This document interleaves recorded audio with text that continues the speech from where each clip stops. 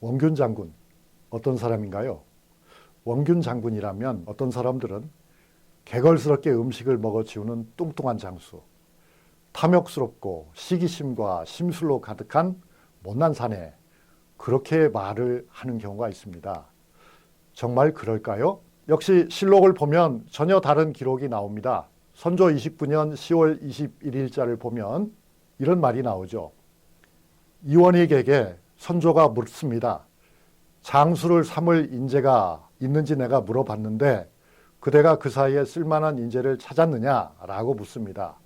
그러자 이제 이원익이 대답하는 가운데 이런 표현이 나오죠. 사람이요, 전투에 임할 때와 평상시는 똑같지 않은 것 같습니다. 원균 같은 사람은 성질이 매우 거셉니다. 그래서 윗사람과 보고서를 주고받거나 윗사람의 지휘를 받는 문제가 생겼을 때는 다투는 일이 많습니다. 그렇지만 전쟁이 일어나면 그처럼 용감하게 싸우고 공을 세우는 사람이 없습니다. 그렇게 칭찬을 했습니다. 그러니까 또 왕이 이런 말도 하죠. 원균이 용감하다는 것을 내가 전부터 잘 들어서 알고 있다. 전쟁을 위해서는 죽음을 두려워하지 않고 충성을 다해서 싸운다고 하더라. 그렇게 얘기를 합니다. 그래서 이원익이 한 마디를 더 보탭니다. 원균은 전쟁에서 이긴 공이 있기 때문에 우리가 인정하는 것이죠. 그렇지 않다면 기용해서는 안 될 사람입니다. 즉 성질이 아주 거칠다. 그렇게 얘기를 합니다. 그러면서 이제 전쟁이 일어났을 때는 반드시 원균에게 군사를 거느리게 해야 된다. 이런 주장을 하였습니다. 원균이 탐욕스럽다는 주장, 이거는 어떻게 될까요? 정반대 주장도 있습니다. 원균이 매우 청렴하다고 보는 견해인데요. 그런 말이 선조의 말에서 그대로 보입니다. 이렇게 얘기하죠. 과거에 원균을 탐욕스럽고 부정하다고 해서 언관이 비판하는 일이 있었다. 그렇지만 실제로 원균은 지극히 청렴하다. 그런데 왜 이런 말이 나왔을까 하는 이야기를 합니다. 그러자 이제 그 이야기를 듣고 있던 대신 김수가 뭐라고 얘기하냐면 원장군이 도산 만호로 있었을 적에 어사로 내려간 성락이라고 하는 관리가 조정에 보고서를 올렸는데 그 보고서에 따르면 원균은 청렴했습니다. 그래서 조정에서 상을 줬습니다 하고 실질적인 뒷받침을 합니다. 그런가 하면 이원익은 약간 중간적인 입장을 취하면서 그러나 어떻게 지극히 청렴하기야 하였겠습니까? 라면서 청렴 자체를 부정한 건 아니지만은 너무 과장하지는 맙시다. 이렇게 얘기를 했던 것입니다. 정승, 이원익, 대신 김순명, 김수, 조인득 이렇게 조정을 대표하는 인사들이 주고받은 또 다른 원균론을 우리가 들어보기도 한 셈인데요. 이런 이야기들은 원장군이 칠천량 해전에서 순국하기 겨우 9개월 전의 일이었기 때문에 먼 옛날이 아니고 원장군의 거의 맨 마지막 모습이었다고 해도 과언이 아니겠습니다. 그러니까 원장군은 탐욕스럽고 부정부패에 물든 장수였습니까? 그렇게 보긴 어렵죠. 지극히라고 하는 지극히 청렴했다라고 하는 말은 좀 제고할 필요가 있을지 모릅니다.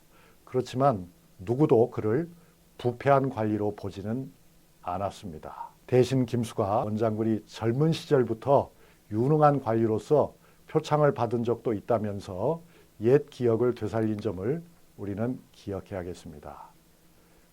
원장군은 누구인가를 지금 우리는 알아보고 있습니다. 원장군이 누구냐 했을 적에 가장 결정적인 것은요. 적이 많아도 물러서지 않는다.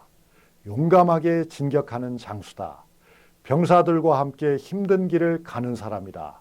어려운 짐을 함께 지는 사람이다. 그래서 이제 한자 표현으로 박실하다는 표현도 나옵니다. 박실이란 말은 박자는 소박하다는 뜻이에요.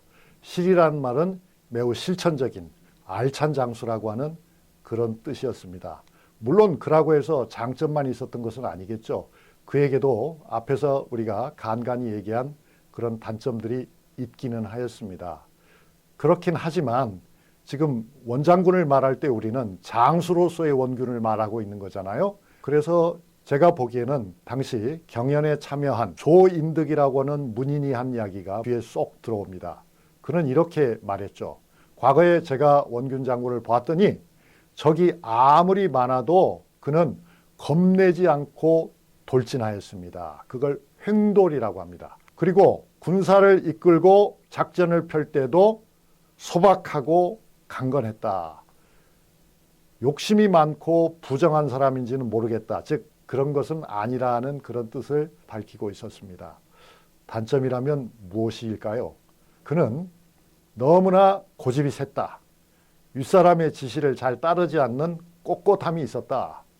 부하들에게도 대단히 강도 높은 훈련, 강도 높은 작업을 주문했다. 이제 그런 점 때문에 평상시에는 원균에게 군사를 맡기면은 원망이 생길 수 있다. 그렇게 얘기를 했던 거잖아요. 또 이원익도 바로 그런 원균 장군의 사교적이지 못한 점 때문에 윗사람과의 관계에서 문제가 있다. 이렇게 지적을 했습니다. 이순신 장군과 원균 장군의 문제도 아마 이런 원 장군의 직선적이고 자기 주장이 강한 것과도 관계가 있을 것으로 보입니다. 자, 이제 우리는 원 장군이 어떤 사람인가에 대해서 결론을 내릴 수 있을 것 같습니다. 원균 장군은 성격이 소탈했습니다. 질박했습니다. 용감했습니다. 너무나 굳세기 때문에 부하들도 평상시에는 원장군의 지시를 따르기가 어려웠고 윗사람들도 대단히 골치가 좀 아플 수가 있었습니다.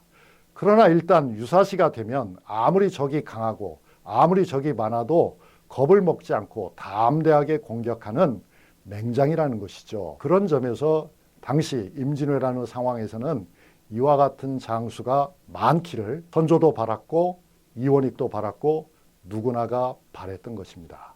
어떻습니까, 여러분? 원장군에 대한 우리의 잘못된 통념이 얼마나 우스운 일인지 절감이 되시나요? 이 원장군을 고향 사람들은 어떻게 기억을 했을까요? 원장군의 고향인 당시로서는 진위죠. 오늘날로는 평택입니다만 당시는 진위현입니다. 그 진위현 읍지에 보면 공은 묵과에 급제하셨다. 정유년의 이순신을 대신하여 통제사가 되셨다. 여러 번 큰 공을 세우셨는데 가덕도에서 싸우다 돌아가셨다. 조정에서 선무 제1등으로 정하시고 의정부 좌찬성에 수증하고 원릉군에 봉하셨다. 공의 자취는 임진록에 실려있고 그 뒤에는 이미 돌아가신 이조 참판 이선공이 원장군을 위해서 쓴 전기가 남아있다. 원장군의 묘소는 진위현 남쪽 15리에 있다. 이런 기록이 있습니다. 간단한 기록이지만 참 짜임새가 있는데요. 첫째는 원장군의 생애를 묵과 출신이고 통제사를 역임했는데 전쟁에서 공을 많이 세우고도 안타깝게 가덕도에서 전사했다 하는 아쉬움을 표현했고요. 두 번째로는 조정에서 원공의 업적을 충분히 인정하고 선무 1등 공신으로까지 뽑았다. 원릉군에 봉했다 하는 이런 자랑스러운 기록을 말하고 있습니다. 세 번째로는 이 원장군의 일생은 임진록이라는 책자에도 나와 있고 또 17세기 조선의 이름난 문신이었던 이선이라고 하는 학자이자 관리가 원장군의 일대기를 쓴 것이 있다라고 우리에게 참고문헌을 알려주고 있습니다. 그리고 끝으로는 원장군의 묘소가 어디 있는지, 원장군의 유해가 어디에 안장되어 있는지, 지금의 도일동의 장군의 묘소가 아주 번듯하게 자리 잡고 있다는 사실을 말하고 있습니다. 짧지만 매우 함축적인 그런 기록이라고 생각합니다. 저는 여러분과 함께 원장군에 관한 이야기를 하면서 이런 생각을 해보게 되었습니다. 역사의 진실이라는 것은 결코 침몰할 수 없다.